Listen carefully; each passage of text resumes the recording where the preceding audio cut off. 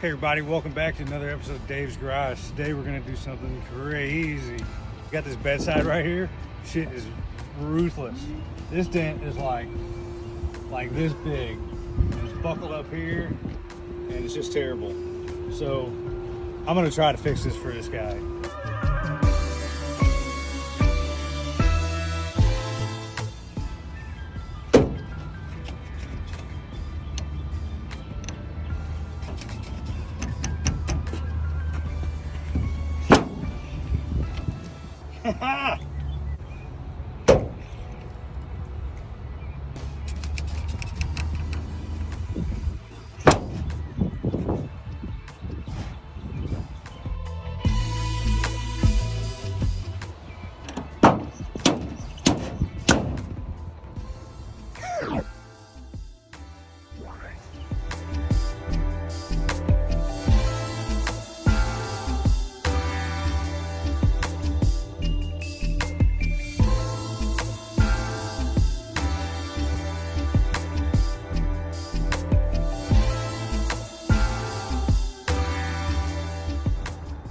Okay, so that slide hammer dealie worked pretty good. And this quarter panel is for a 10-minute fix.